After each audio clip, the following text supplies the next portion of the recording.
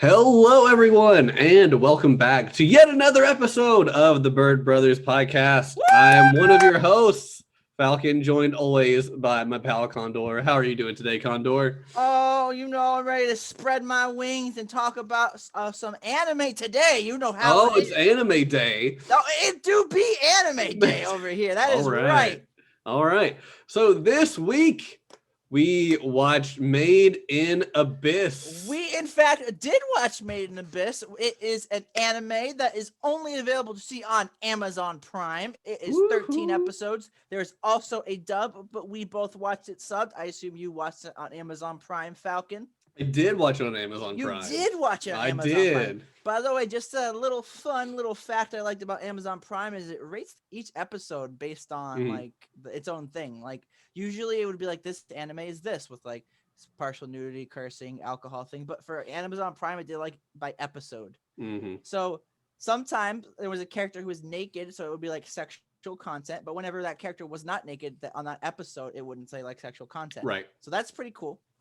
So it's 13 episodes. There's also 3 movies, but we didn't watch any of the movies. The first 2 movies are just recaps of the anime, and the third one is a continuation. We unfortunately did not get to be able to watch that because we are both really busy people. We had a really busy week this week. Who are either doing stuff with work or grinding in Genshin because we are just so busy. Grinding in Genshin is just a full-time job, man. The new update came out this week. What can I say? I already got my new character, and I'm ready.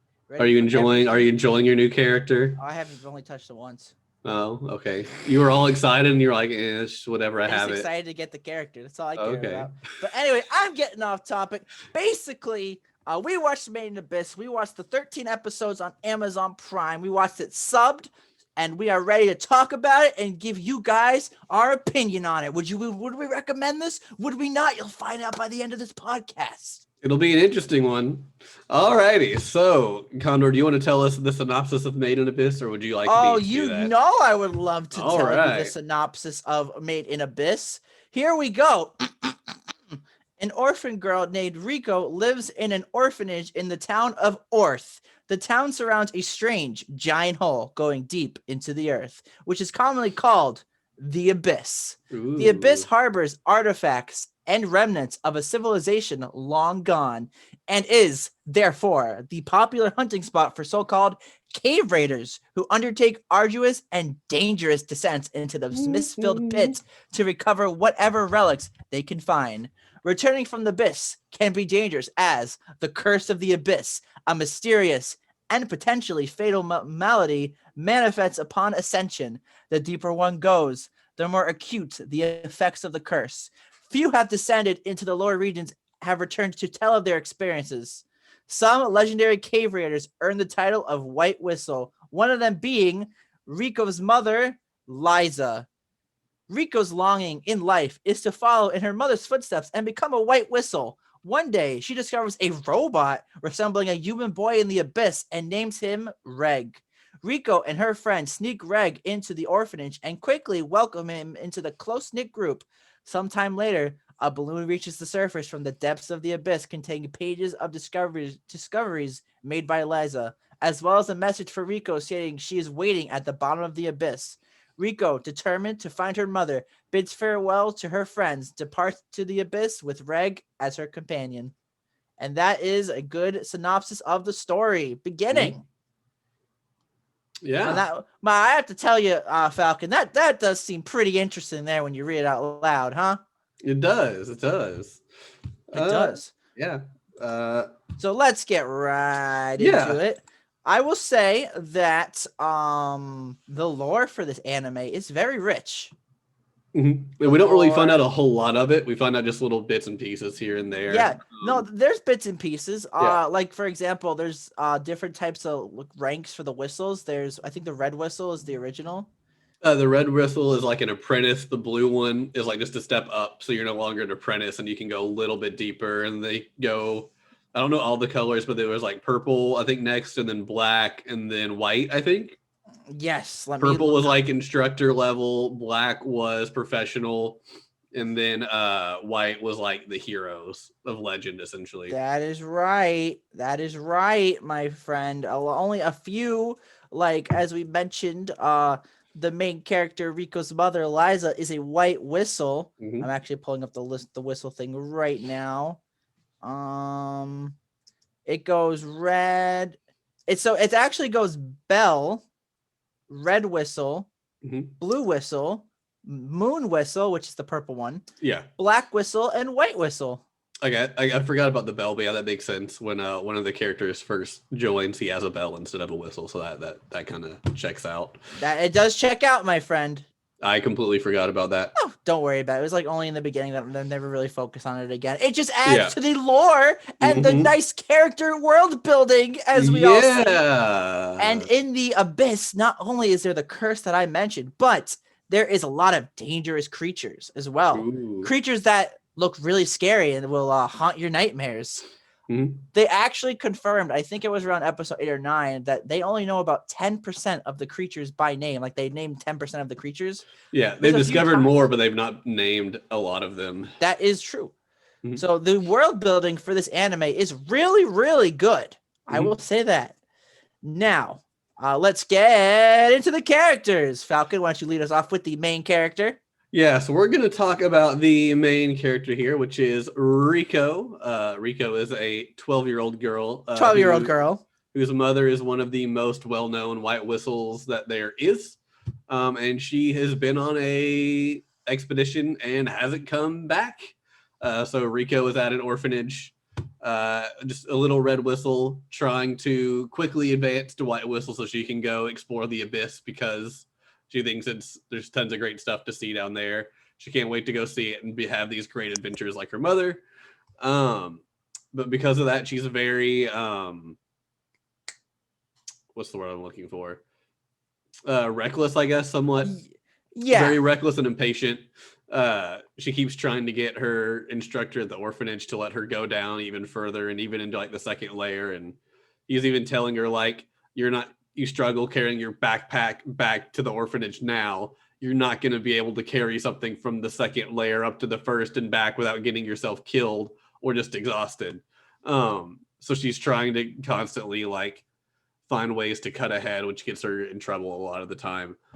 She also likes to steal the relics that she finds interesting and letting the orphanage sell them, which just gets her in trouble all of the time. So that's kind of her very, I wouldn't even really say she's hyper, just fairly reckless and impatient and adventurous. What would you like to add about Riko? She is personally not a very good main character, in my opinion. I would agree. I'm not really a fan of Riko. I actually like Reg a lot more because he's robot. Robots are cool, you know. He's Mega Man mixed with Astro Boy. Oh, if that's how you feel. Wait, no, he can't fly. I mean, Astro Boy's like, shoo. Astro Boy didn't wear a shirt. Reg doesn't wear a shirt. That's close enough for me. Oh.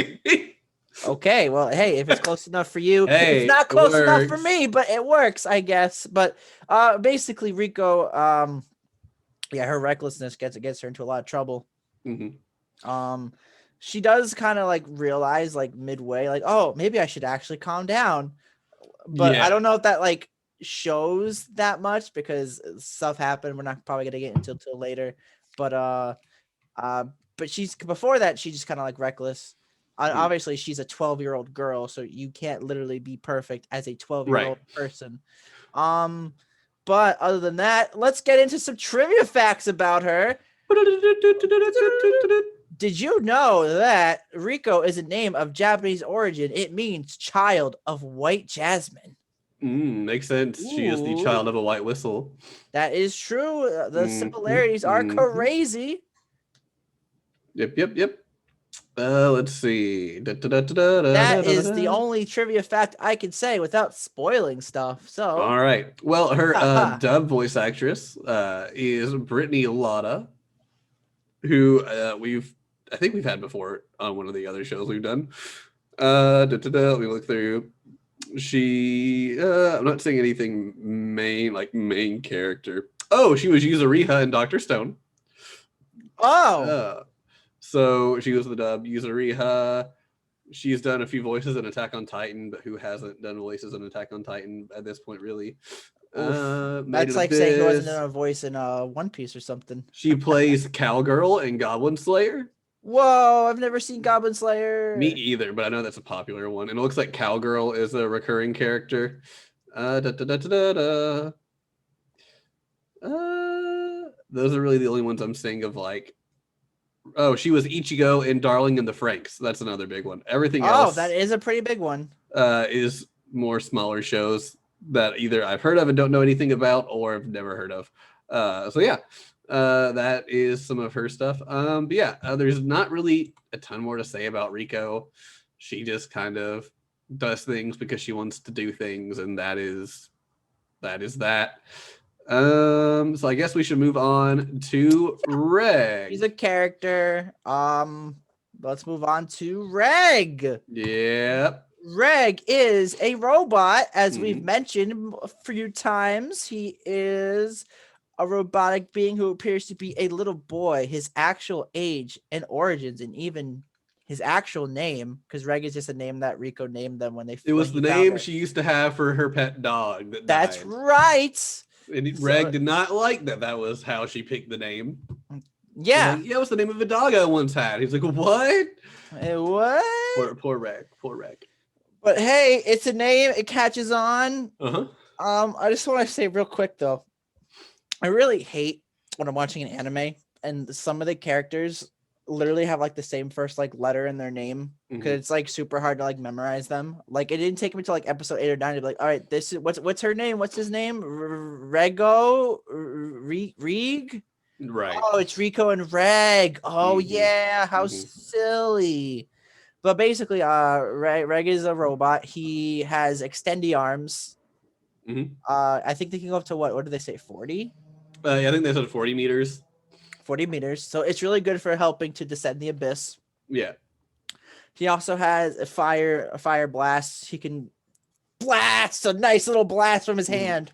Yeah, he has that. They call it. I think they name it the incinerator. The incinerator. Just this like giant beam out of his hand. With the cool side effect that it takes so much power out of him, he like falls asleep for 2 hours to like recharge. I guess he passes out after 10 minutes of using it, but then he's to recharge for 2 hours. Yeah, like he uses it. Then 10 minutes later, he just passes out.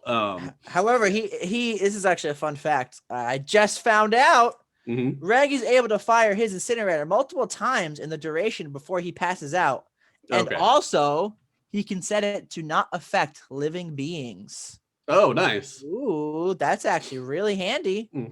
I don't know how that's possible, but hey, everything returns to the abyss in the end. Yeah, I mean, it'd be interesting to see how exactly that works, because that is, from what we've seen in this part of the show, he's paranoid to use it because he's afraid he's gonna like kill Riko if he's like off on his aim. So that is interesting to know.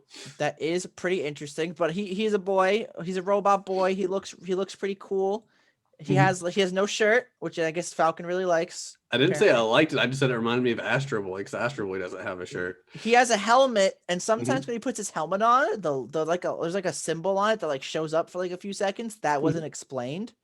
No, at first I thought it just like warned him if danger was near, because like the first time he puts it on and it lights up, they get attacked by like a bird. And then he puts it on later and it lights up, and I think something attacked them. But then he puts it on like another couple times and nothing really happens. It just lights up with a different pattern. So we don't really know what it is. They didn't explain it. I'm sure the further on into the series you go, the more questions about Reg get answered, because Reg has amnesia. He doesn't remember what he's doing. He saved Riko from being eaten very early on in the show, and when he woke up, he didn't remember nothing. He doesn't know who he is or why he's up that high in the abyss or anything. So he just kind of sticks with Riko since Riko took care of him.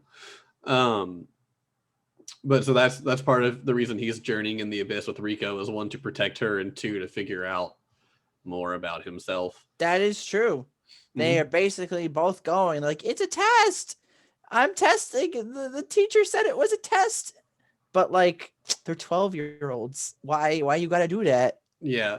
But also like personality-wise, Reg's really like shy, indecisive. Spoiler alert, but Riko likes to get naked sometimes in the show. And whenever that happens, Reg's like, oh God, oh, I'm so, oh jeez. Yeah, and Rico's like, I don't care, you're a robot. It's like, Even though they literally say like, oh, hey, this thing under your pants is real. I'm like, I why? don't get, Why I do you didn't gotta get that. mention What was that? everybody's obsession with just like looking at his pants? Like everybody did it. It's like, why? It's like, oh my God, there's so much about this show that They even like come back to it later a little bit. And I'm like, yeah, why? they even go like, even I think when it's Habbo, I think was catching up to them at one part. He's like, wow, you are a robot, but your balls aren't. And it's like, what? Why does that matter? For real. I was like, oh that's comedy. that's just creepy is what it is. I Sorry. will agree that I mean, I is get he's a robot and so like, oh, what's like this robot like? But you have to point it out all the damn time. Like, I don't know. I don't know either, man. But that's it. Yeah. Here's some more fun facts about Reg. Oh, Oh boy, here we go. His favorite food is mustard manju. Man, isn't mustard that manju. fun? I have no idea what that is. I'm not sure what manju is. Now I'm curious. He is slightly disappointed that his muscles don't seem to grow. Let's see. Manju is a traditional Japanese confection, many varieties, but the outside is made from flour, rice flour, kudzu, and buckwheat, and a filling of onko, usually made from boiled adzuki beans and sugar. Wait, is that just like that? Reminds me of like a. It seems like it's sort of like an alternative to mochi, but like not the ice cream mochi, just like the other kind of mochi you get. Mm-hmm. But it looks very similar to what I had heard. Well, Falcon, I owe you an apology, my friend, because another fun fact about Reg is Reg's design comes from the familiar shape and ruggedness of a robot, as well as the sexy defenselessness of Astro Boy. So it looks like he was based off of Astro Boy. Just a little bit. I will accept all of the praise and glory. That's right. Now, praise be to Falcon. I have been made correct, and that makes me very happy. Actually, I really don't care. That was just when I first saw him. I was like, huh, the beam cannon reminds me of Mega Man, and then the shirtlessness and like kind of overall look reminds me of Astro Boy. Okay. But anyway, Reg is voiced in the dub by Lucy Christian, who is Hirosoma from Fruits Basket. Whoa! Freya from Ruby. Who? Freya, Fria. Oh, I totally know who that is. From like a couple seasons ago. Wait, they came back in 2020 in the newest season. I don't know. Anyway, some character in Ruby that we don't really know about. Anri from the Demon Girl Next Door.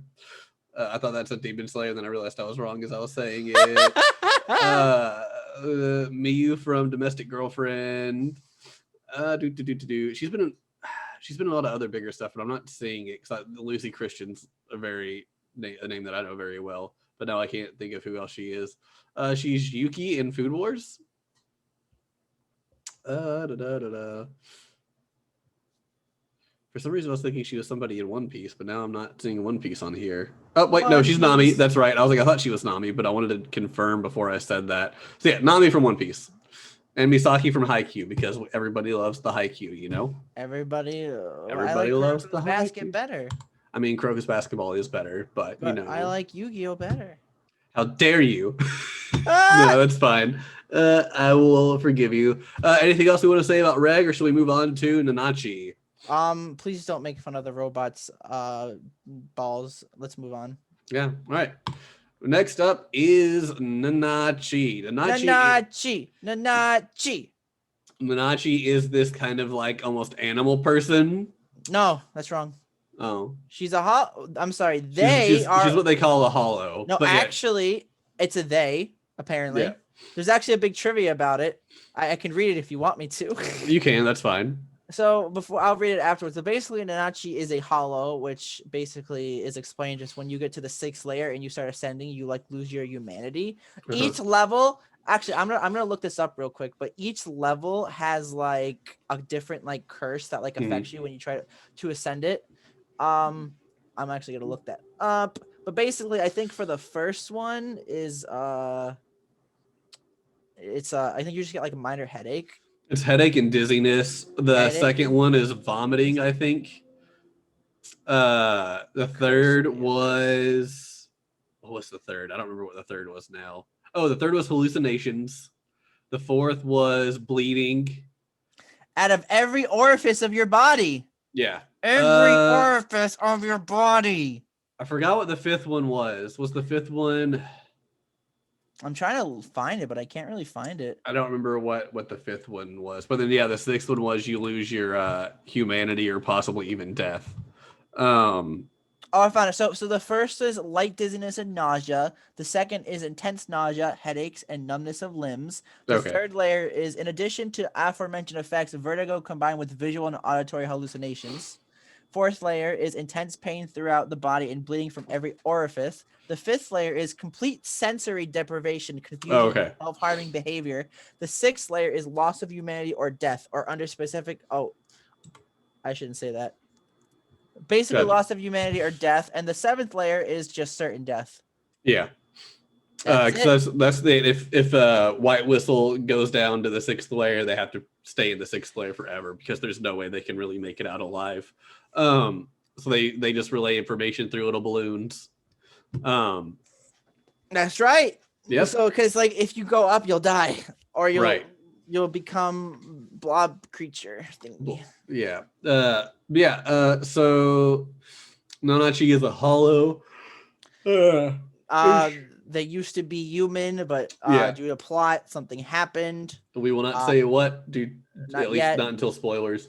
But like Nanachi's probably my favorite character. I like probably mine too. Ninachi comes in really late too, which was kind of. But she's like, like episode 8 or 9, I think. They're in the ending theme. They're in the opening and the ending the entire time. But like no, for the opening it's like that one like quick second scene, but like at the ending it's like the whole like half of the ending. Yeah. So I'm like, oh, I can't wait for this like bunny girl because they look super cute. And I can't wait to see it. Yeah. Here's that fun fact about Ninachi, by the way. So Ninachi is generally presumed to be female based upon their feminine appearance. However, their gender and sex have never been explicitly stated within the series itself. The only gender referent used by Ninachi is the pronouns that they use to refer to themselves with. When talking about themselves, Ninachi uses the pronoun oira, which is similar to ore, but more casual, evokes a person with rural background, a country bumpkin, which has a masculine connotation to it. The creator of Maiden Abyss, Akihito Tsukushi, commented on Ninachi's sex on Twitter, stating, "The sex of Ninachi is unknown. Let's imagine," smiley face. The official English translator of Maiden Abyss has also chosen to use their gender-neutral pronouns. Given that the changes made to survivors of the curse are random, it's possible that Ninachi may not actually have a gender at all. That's actually a very good point. Otherwise, Nanachi is a hollow. Ends up running into Reg and Riko when they are in layer 4, I believe. What happened? Yeah, right, layer 4. It happened in the fourth one. Reg and Riko got into a fight with a monster that didn't necessarily go super well. And Nanachi wasn't even going to interact with them. They were just going to observe and see what happened. But Reg was making so much noise, so Nanachi ended up deciding to help out and help them out. Knows how to cure Riko from what exactly happened. So that's how they end up kind of meeting and interacting. And we found out a lot about their backstory through them talking with Reg. In the manga. That's right. In the manga, Falcon. Are you ready for this? I'm ready. Let's do it. Let's bring it. In the manga, at the end of every chapter, there is a little section called Ninachi's Trivia, which gives some explanation about the world and creatures and stuff. So it adds more to the world building. Isn't that crazy? That is crazy. Oh, it is so crazy. You know it. But basically, Ninachi's personality is basically... I feel like Ninachi's like the character who doesn't like want to be bothered. Like, I want to live in my own little world, but like at the same time, they like to help people as well. You know? Yeah. I mean, after what happened, it's hard to trust humanity. Yeah, after what happened, it's hard to trust humanity, but also if people found out kind of what they were, I think Nanachi's worried that they would get like captured and kind of just like experimented on a lot. So they try to keep their distance. The only reason they, like I said, they came to help out Reg and Riko was because Reg was just making so much noise about it. And they kind of felt bad for them, knowing that they were kids who were somehow down in the 4th layer. But Reg and Nanachi pretty quickly form like a really good bond. And they are able to convince Nanachi to kind of travel with them after the fact. But personality-wise, very wise but very cautious. Nanachi knows how to do a lot of things, probably just due to their time being in the Abyss. We don't really know how long they've been there, so we don't really know their age.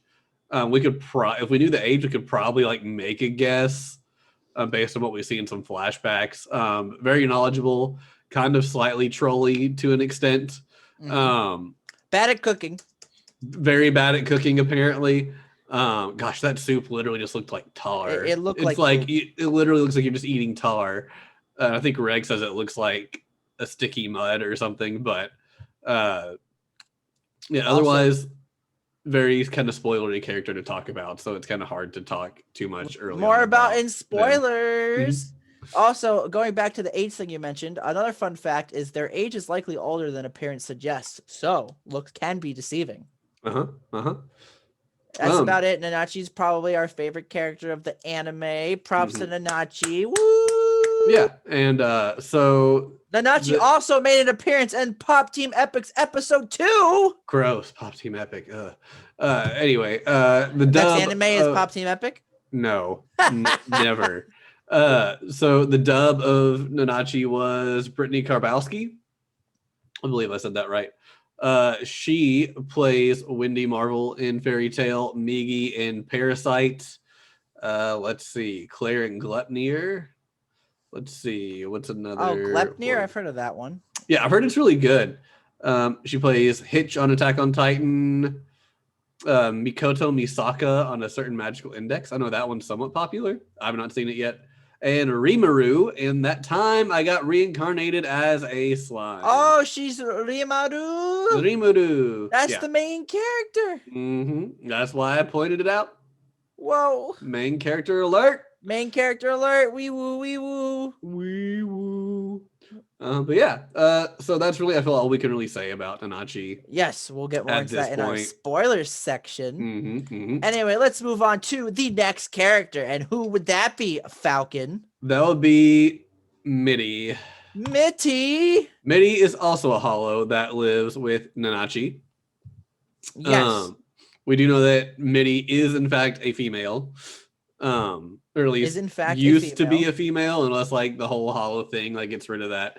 But unlike Nanachi, Mitty can't really do anything. They're just kind of this blob of goo. Yes. So unfortunately, the curse was not very kind to Mitty, and because of that, Mitty turned into this really weird creature. Which I'll be completely honest with you, Falcon.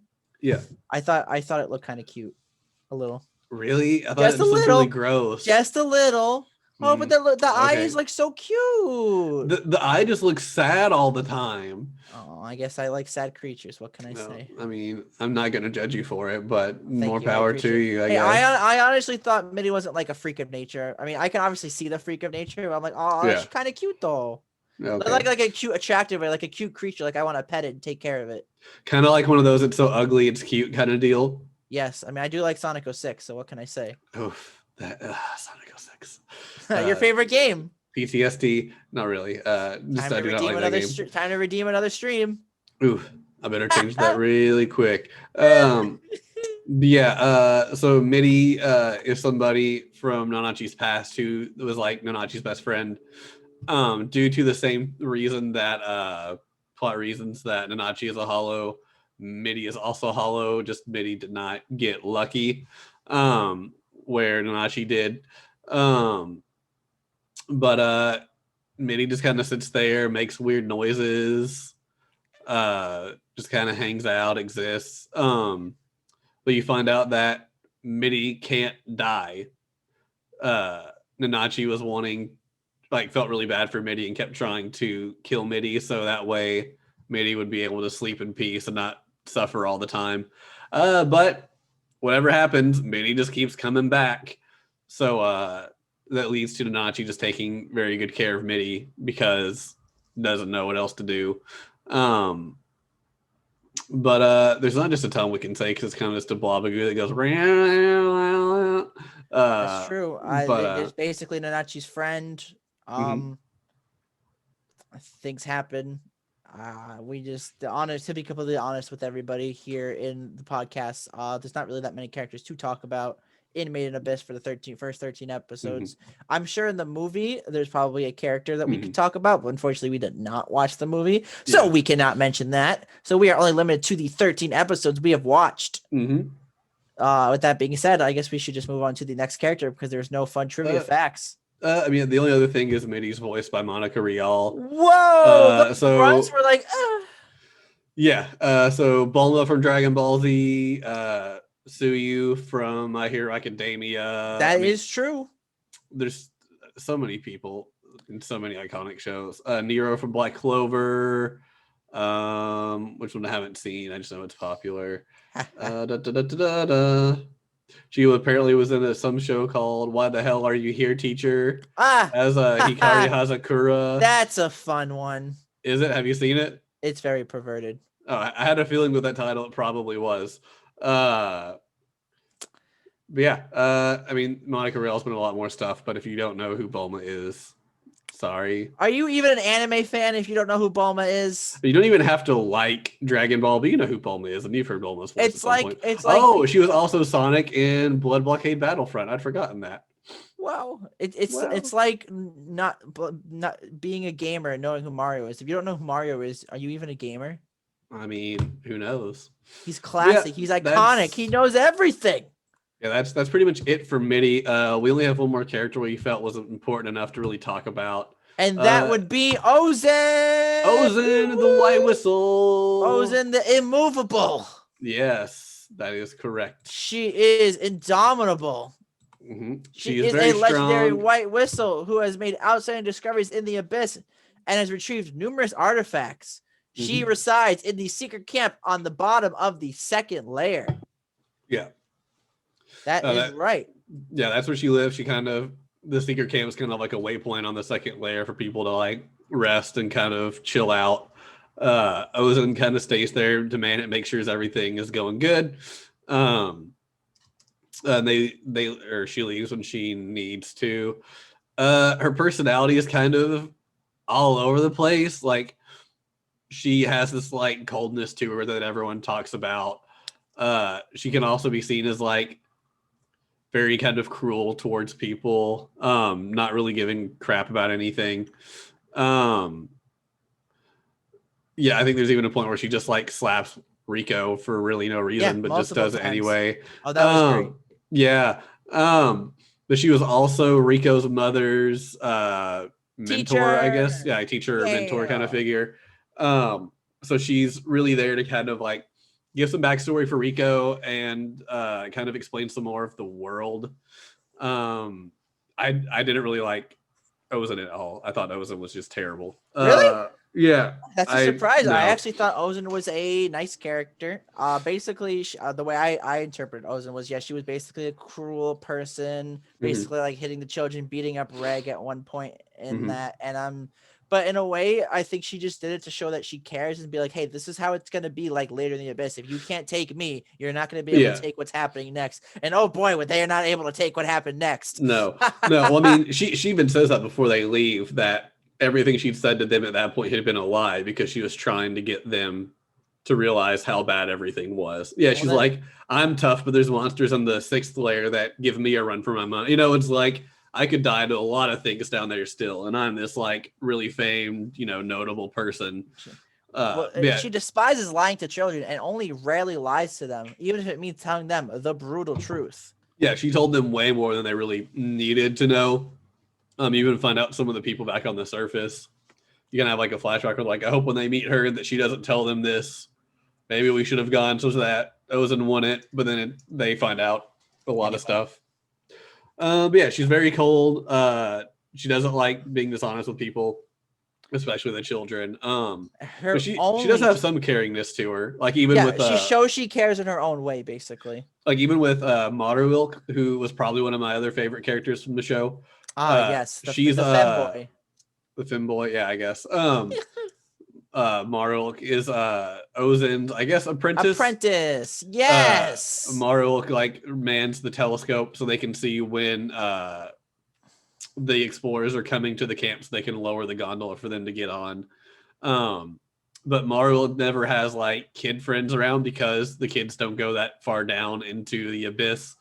So when Riko and Reg come and their kids, Ozen specifically says, "I'm not dealing with you all till the morning," and make sure Maru takes care of them because Ozen knows that Maru really needs that like interaction with other kids.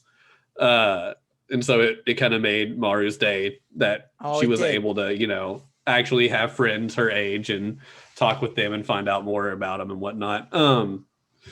Yeah, so Ozen's not like extremely cold all the time, but Ozen just shows she cares in her own way. Mm-hmm. I actually really felt for her when they were showing the flashbacks with her and Riko's mother. I actually really those. Oh yeah, I did too. I kind of cemented. I'm like, you know, Ozen's a pretty good character. I didn't like her at first, and they showed the flashbacks, and I'm like, okay, I understand. You're a good character. I like her. She actually also has a complete control over her facial expressions, making her actual feelings or lack thereof normally ambiguous. Haha. So that is cool. Not my favorite character. Obviously, that's Nanachi, but she is a good character. Her only fun trivia fact of the day is apparently she likes odd tasting food. Yep. So maybe she would like Ninachi's food. She might like Ninachi's food. Maybe. But also, she in the dub is voiced by Christine M. Alton, who I'd never heard of. And now I'm like, why? Because she's been in so much. Not recently. It looked like she kind of took a break from like 2007 on. She didn't really get a ton. Maybe like one thing a year. Oh.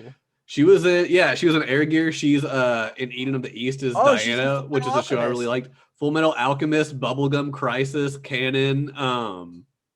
What else? There's another one on there. That actually, really Maiden and Abyss. She's in a bunch of stuff. Penny Pony Dashi, which I remember being somewhat big back in the day. Ooh. Yeah. Oh, she's in Negima as Hijiru. Xenosaga, the animation is Pellegrini. The Galaxy Railways, I've heard a lot of people talk about. That's apparently a fairly good older one. She plays General Forces. Yeah, she's been in a bunch of stuff like that are classics that I'm like, how did I not know about this person? She was in Ghost Stories. Kino's Journey, Jing King of Bandits, Chrono Crusade. Like, yeah. She was D and Angel. Oh, okay. Yeah, she was that weird thing. Yeah, okay. She was the weird thing. Oh, my favorite. Have you not seen D and Angel? Nope. I've heard many things about it, but I've never watched it. She was Sakaki in Azumanga Daioh. What? Oh, she was best character in Azumanga Daioh. All right. And you didn't know? I didn't know. I've seen that dub way too many times. I should have known the voice actors for that. It actually looks like Maiden Abyss is her most recent work. Unless this is something that the internet's not telling us, you know? Maybe. She played a lot of like older stuff. Maybe she retired. She's in a show coming out this year called that came out last year called Seven Seeds. Seven Seeds. She was the ship's intercom. Oh boy. So she did Maiden the Abyss, then Wasteful Days of High School Girls, Oh Maidens, In Your Savage Season, Assassin's Pride, and then Seven Seeds. So she's done a couple things since then, but they've all been within 2020, 2019. All right. All right, yeah. So that's pretty much all we got for the characters. There's a lot of other side characters. None of them are like super big. I mean, the other notable characters would probably be Habo, the teacher at the orphanage. Probably maybe Nat, who was one of the friends at the orphanage, but nah, I wouldn't say so. He was important at the very beginning, but yeah, he kind of hopped off pretty quick. And the best character, Orby.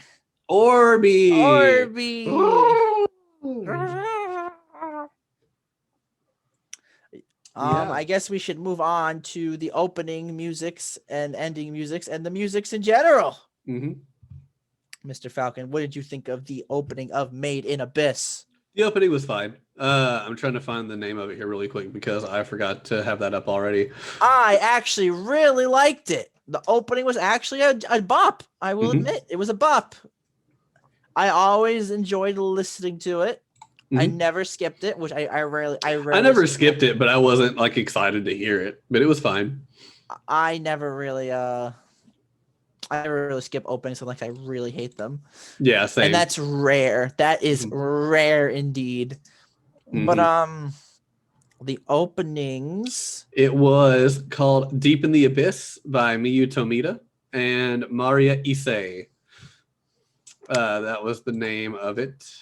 Yeah, I really like the opening. I will say that multiple times. I like the opening. I like the opening. I like the opening. While Falcon is looking up more information, I just want to say if you are just getting into Made in Abyss and want to continue the adventure, you can always watch the movie or you can read the manga as the Mhm. manga. The anime covers the first 3 volumes of the manga. So you could start right on volume 4 to continue Made in Abyss. Yep. This is not a paid promotion. I just talk like this normally. Totally.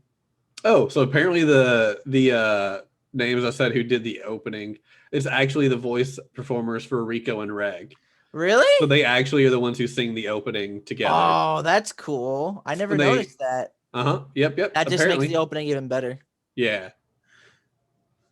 And now moving on to the ending, which is It was okay. Koi no Hidarit Saihat no Migite, which I probably butchered to no end. And once again, this is voiced by Riko and Reg. And on the last 2 episodes, also Nanachi. Oh, really? Yep. So once Nanachi officially kind of Oh, like joins I the never group, noticed that she Nanachi joined is in in. the end. Mhm. I That's never actually noticed really that cool. Nanachi joined That in. makes me like. I really liked the ending too. I thought the ending was a bop. I didn't listen to it every time just because I was watching on Prime and I just let it do the autoplay after the first time or two. But I really liked it. Opening, ending were great. I will agree with that. Mhm. The music itself was okay. I don't remember it. It's not memorable, but you know. There was one background track, and I don't remember every time it played. It played fairly often, but I remember right before they descended into the 3rd layer, it was playing like at the end when they're like walking down from the seeker camp about to descend to the 3rd layer. I thought that was a really good background track. I don't know what it's called. Well, But that's I thought it okay. was really well done. So this anime actually got an award. It actually got a lot of awards in the 2017 Crunchyroll Awards. I think one of Yeah. them was best art direction because this anime is a beautiful Mhm. anime. Yeah, the anime is really done. I'm even looking. It was received really well. Even them anime reviews said the manner in which the show approaches this conclusion is often brutal and alienating, but the final answer is simple and pure. So it's like people really liked it. Even on my anime list, I looked up the popularity of it. It is currently ranked number 34 out of all animes on the website with an 8.75 Whoa, rating. that's weird. I do not agree with that rating, but we'll I get to that at know. the I end. kind of do not agree as well. I mean, it Um, again, this anime is beautiful. mhm, I really love it for the beautifulness, but it has its problems as every show mhm. does. But I guess me and Falcon just have different tastes than the world, Yeah. which means the world is wrong and we are right. I mean, I wouldn't say the world is wrong and we are right. I am. I'm saying it right now. Okay. But before we forget, it's time for the weeb moment of the show. Oh And boy. oh boy, and that is, would you want to get a whistle to become a relic hunter in Would the I land of want to Orth? get a whistle Yes. to become a relic hunter? Yes. No. I'd like my life. As we've mentioned, there's nausea and like headache splittings, which that's kind of fine. Bleeding out of every But orifice that's of only your if you go body. down that far. And you saw True. how Most people don't we make it down saw that far. we saw how bad the 4th level is. It's not really that Mhm. like it's like mostly naturey stuff. Like Yeah. honestly, my favorite looking layer look that we saw out of the 4 was probably the first one because of its Yeah. naturalness. I mean, I like forests, but the inverted forest is just weird with all the trees being upside down. And It's the just kind of like, monkey. okay, the monkeys. The Oh my gosh. Those monkey. monkeys, like, yo, get out of our trees. Basically a Man. monkey. Hmm. But yeah, that's that. I would definitely not become a whistle. I wouldn't become a whistle because No. I like maybe I go as far as the first layer. Just I stay could like give a red or blue and just never go down further. I could stay like I like my head my headaches. I'm bad with like nausea and headaches and stuff, so I don't think I'd be able to do good in that. Mhm. What about you, Falcon? Would you become a whistle? No, I would be good. Not ever doing it. I don't need to go into the abyss. I don't even need to be in Orth. Okay, like we're good. So I just want to say, when I was watching the beginning of this anime before they like Mhm. started descending the abyss further, I was getting a lot of Rune Factory vibes from the beginning. So it was just I like, can oh, see you that. go, because they like live in like this port town, Mhm. like this mountain, this like island. They can like have farms. They go down and fight monsters. They get materials, interact with the townspeople. Yeah. Sometimes I thought I was getting that feeling from it, but then they started descending the abyss. I'm like, that feeling's gone. Yep. Goodbye. No more No, Rune I Factory. can see that. I didn't Just get that, but now that you bring it up, I totally understand just how you get Root Factory vibes. just naked 12-year-old girls. Yep. Oh God, Oh God. all the time. Like why? But yeah, so that was our Wii moment. None of us would be Relic Hunters because it sucks. I Um, would go to the first or the second one, but yeah. but if they forced me to go down more, no, Mhm. no, No, no. no. But yeah. Otherwise, what were some of your favorite moments from the show? See, that's kind of hard to say because a lot of them were Mm, spoilers. And now that you've actually asked me what my favorite moment of the show, I really can't think of one. mhm. I guess it was the part where Ozen was beating up the children. Oh wow. Okay, you like that I child abuse? I like Ozen. What can I say? These little kids do not deserve to be going down this dangerous pit. They don't. You saw the crazy monsters. Yeah. Uh, Jeez. yeah. Gosh. Yeah. No. They were Yeah. not ready. And Ozen beat the crap out of them. And I liked it. I'm like, go Ozen. Jesus. I Ozen honestly put that don't. hat on. She got serious. I'm like, ooh, it's going about to go down. These children Uh, about to get a spanking. oh, well, they didn't even get spanked. They just got punched in the face. I know. Um, Gosh, Riko literally just gets slapped across the face so hard she hits a wall and starts bleeding Oh everywhere. yeah. I'm just like, Oh gee. gosh. It did honestly, I'm trying to remember back then. I don't even think she hit the wall that hard. And she was still I don't bleeding know. bad. She like goes to like jump to save Reg or whatever it was and just like smacks her. I, Gosh. it was great. Man. What can I say? I guess I just love people beating up children. Hmm. I don't endorse it. I swear. I'm just saying it for the sake of continuity. What's your favorite part, buddy? I honestly don't know that I have a favorite part. I was not Dang. enjoying this really at all. Um, Oh, I'm sorry. I mean, like, I didn't hate it. I'm not gonna sit here and say that it was terrible and I wasted my time. It was fine.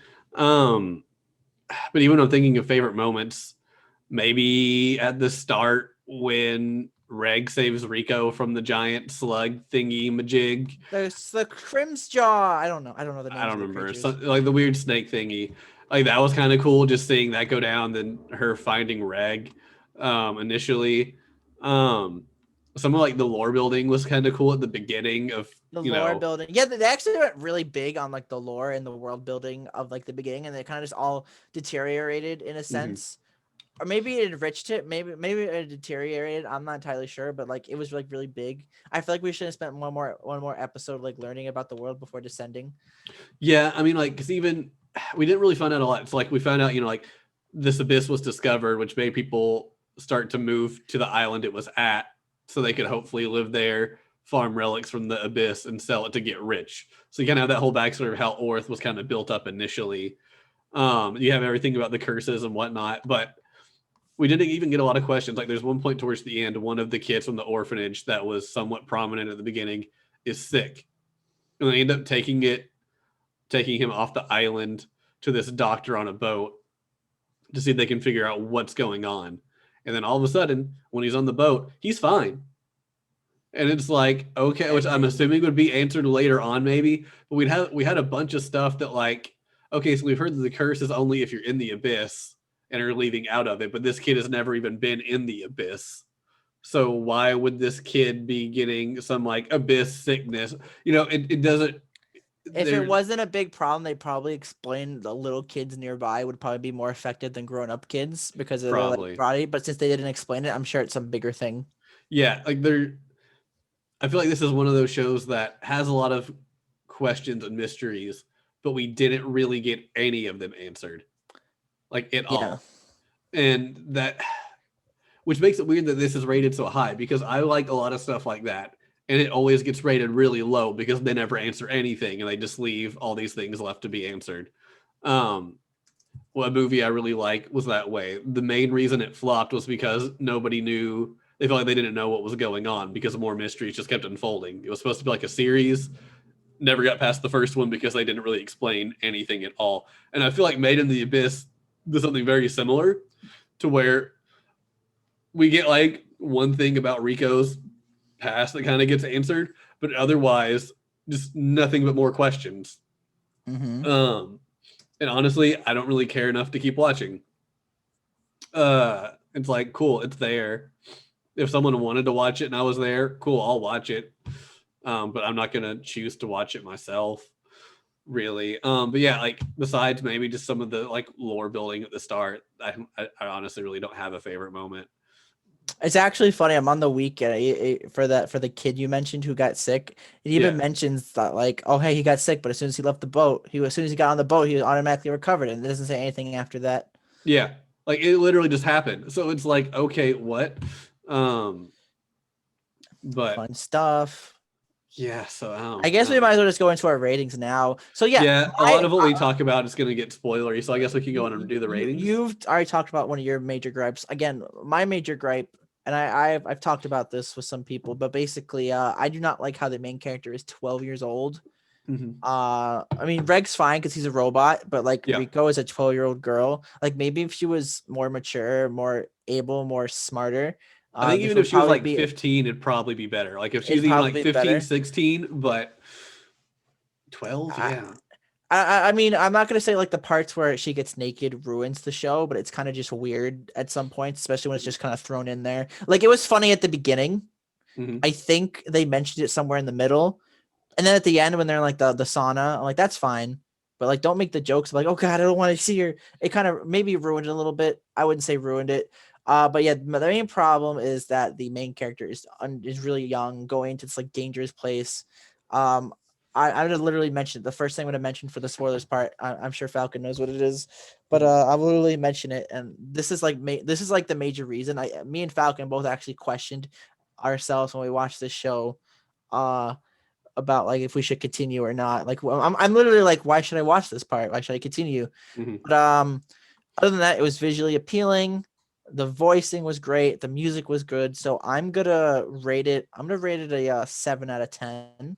Would I recommend this for a first time watcher? Hell no. I No. definitely would not. Go watch Fire Force. Just Go watch watch Fire Fireworks Force. instead. That's like a good first anime. This anime, no, definitely not. I mean, honestly, it does a good at the stuff that it explains. It's pretty good at explaining it, but like you'll probably be kind of weirded out by like the random creatures. Be like, what's that? That doesn't make logical sense. Oh no, I don't understand. So my mindset is whenever I think of an anime, I'm like, would my mom like this? Because my mom doesn't like anime. That's how I like analyze, like, would my mom probably like this? That's like my thought process. Right. I don't think she would like this one, so I don't think you first timer would probably like this anime. I think you have to be more into anime, like no anime culture and stuff to like fully understand and be good with it. Now, I'm not shaming this anime for its like its badness. It's really popular. I actually we didn't watch the movie, but I skimmed through the movie. Like I like skimmed to see the animation looks a lot better, and that's saying something because the animation already for the 13 episodes we watched was already really good. It definitely deserves all the praise it got. But other than that, I'm still gonna give it a 7 out of 10 because a main character being awesome is like the main pull. This is why I like ReZero. That's why I think the main character of ReZero is probably the best character I've ever seen because he gets amazing character development. Riko doesn't get any, like a tiny bit of character development in that one scene, but other than that, like after that scene, she's like literally like unconscious for a while and just like, oh, Yeah, that's I mean, fun. that was a weird thing with Riko because there is so much of it where she's just not doing anything. Yeah. Like she's out or she's hurt or she's doing something completely stupid. Like there I feel like in many ways Reg is actually the main character of this show. I feel like the same way. I feel like Reg is probably the better character, who's better suited to be the main character. So yeah, I'm still gonna rate it a 7 out of 10 because I didn't hate it. You know, would I rewatch it? Probably not. Would I watch the movie? Maybe if I'm with friends. But would I watch it on my own? No, I'm not unless I have to. But yeah, 7 out of 10. What about you, Falcon? Let's hear your rating. I'm actually excited to hear what you're gonna say. I mean, I didn't hate my time watching this show, but there's so much about it I don't like or wish they would do differently. I mean, like, I don't like the fact that they're constantly talking about, like, showing Riko getting naked and them commenting on what's in Reg's pants all the time. It gets on my nerves, especially for the fact that they are kids. Like, I get it. And I even get, like, why Reg would be, like, embarrassed because the age they're kind of at is, like, hitting puberty and all that stuff's going on. So I understand that he might, you know, be kind of that weird thing, like, state. But even just like with not really answering any questions about anything, which I get if I keep watching, they probably will. But I also don't care enough about the show at this point to keep watching because of it. The overall story is fine. The overall plot of like she's going to find her mother because of the note she found in this thing that makes her think her mom is probably still alive somewhere down in the abyss. I get that. I understand Reg wanting to go down to hopefully regain his memories. That's fine. Very generic. I don't feel like it's anything groundbreaking. Those are fairly kind of, I feel, common storylines in anime and media in general, especially the whole amnesia. I don't remember who I am. That's in every video game and anime pretty much. They do it fun. The animation's great. The music's great. But honestly, I feel like with everything as a whole package, it's a 5. I think it's average. I don't think it's really worth watching if you haven't seen it. If you're really interested, give it a watch. You may like it. Definitely wouldn't recommend it for anybody new. I definitely even feel like if you like more adventure shows, this one might not really do it for you. Yeah, I'm just going to say 5. I don't think it's a bad show, but I don't think it's a good show. I think it's perfectly average. Perfectly average. Well, you heard it here, folks. I gave it a 7. Falcon gave it a 5. That's our rating on Made in Abyss, the first 13 episodes. What if we watch the movie? Would that rating have changed? Well, you'll never find out. You'll never find out. Because we ain't gonna watch the movie. But I guess we were gonna talk about spoilers. So, Falcon, why don't you give us the sign off for all the people who do not want to hear spoilers of the show? All right, so if you're going to pop out of here now, you can follow us on Twitter at BirdBroPod. We'll update you whenever we have our new episodes come out, which is every Wednesday at 10:30 a.m. Central Standard Time. We also post other fun stuff on Twitter. Just check it out. It's fun. We have a good time. We've also got a Discord. That description is in the description of the actual podcast and in the description of this episode. Copy, paste that into your browser. Hop in for all the fun chats. Also, I stream on Twitch some, currently twitch.tv/FinalFalconberry. We are making some changes there, so that may be changing soon. But for now, that's where you can find us. So if you're hopping out, we hope you enjoyed it. Give us a good rating if you enjoyed this. It's always very helpful, And hopefully we'll be chatting with you guys on the Discord. So now let's get into the spoilery talks of the episode. Well, actually, do you want to mention what anime we're watching? Oh, yeah, that would help. Because I actually don't even know. Because you literally decided on this like right before the podcast. This guy's just like, oh, I don't even know what anime we're watching next week. Like, what are you talking about? It's my turn to pick this week. So next week we will be watching Nisekoi. What? Does that surprise you? No, I actually really like Nisekoi. Are we watching both seasons? I was like, one season? I should have time. I think they're both like 12 episodes. I should have time to watch both. We should watch both. I've watched the first season before. I never got around to finishing the second just due to like my schedule. So I saw that on Crunchyroll. I was like, we'll do that one. We'll do Nisekoi. I'll finally finish I am manga biased with this show. You were manga biased with the show? Okay. It'll be interesting. All right then. But yeah, so that is where we're hopping out. Hopefully we'll chat with you guys either through Twitter or in Discord. And we'll see you all next week for Nisekoi. Yeah, see you next week. Oh, all right. Spoilery talks. All right.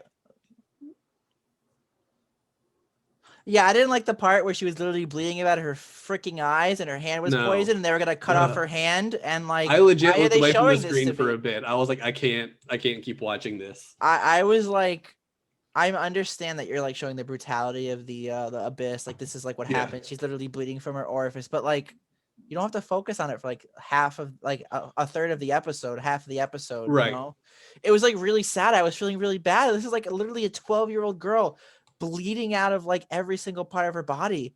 I'm Yeah. surprised she was still alive. She almost died. She should have Yeah. died. She should have. I mean, like, and I feel like too, the fact she'd already been poisoned and was injured, it made it worse than if she would have just been like, you know, ascending the abyss normally. But it's kind of like Rick had to make the call of, do I try to run away when it seems like this thing's faster than me? Or do I try to just ascend as fast as I can in hopes that it can't jump that high? Which was the right call. He made It was the right call. But yeah, it was one of those, like, it just made it worse. Like, and then he goes to like try to cut off her hand because she's like, just cut it off to get the poison out. And then he can't even do that right. Like, gosh, I felt so bad. You just see her like broken arm like late. I was like, oh my God. It was all twisted because he twisted it too. Yeah, he like twisted it and then he hit it. So then you see like her arms like this, and then it's like, book, and it was like, oh, no, I can't. Even though we hate it, we have to give it props because it gave us the immersion of it being like real. So again, that just adds to the beautifulness of the animation, how good it was like designed. But still, just because how real it is, I'm just like, why are we watching this? Yeah, I was like, we're literally watching a 12-year-old girl's writhing in pain, about to die. But okay, I'd rather just see her naked again. Oh God, I would okay, Falcon, let me ask you: would you rather see her naked or would you rather see her writhing in pain? You have to choose one. I'm not choosing one. I would just choose to not see any of it. Oh, okay. Then I guess I'll take your eyesight. Okay, that's fine. Yeah, so much stuff, and then the whole thing with like Kiwi and the whole sickness thing that never got explained. That's not big. Here's the big thing. Apparently, she died. Riko's died. But because she was in an artifact, she came back to life. And because she was in this cradle, she like went out towards the abyss. And that's kind of like, that was a trivia fact. Like maybe the reason why Riko is so obsessed with the abyss is because of the fact that she was in the cradle. And yeah, I mean, I thought they like pointed that out pretty clearly in the show. Like that's why she's constantly wanted to crawl in there. It's because she technically was born there, died there, and was resurrected there. Like the abyss just has like this hold on her, supposedly. Yeah, it's weird, I guess. Yeah, that was a cool twist. I didn't see that coming, and I did appreciate that. It was kind of like, oh, you've died before. It's like, what? Yeah, but we were still carrying you out, and then it brought you back to life, and it's like, what? Oh, yeah, that was really cool. I guess it was kind of. I'm gonna say it was cool, but it's unnecessary. Yeah, I mean, like it did kind of make me appreciate Ozen somewhat though, because Ozen when she was dead in the cradle just to save room and carrying her out, she's like, why the hell are we doing this? Why don't we just grab the bell like we're supposed to? You know, but then after she hears like Riko crying in the artifact or whatever, she's just like, shit, well now we can't. The baby is alive. All right, let's get her out of here. Let's get her out of here. But yeah, I mean, I felt bad for Liza too, which was Riko's mom. We didn't really talk about her. I didn't really talk about. So. You're on an excursion when you're pregnant.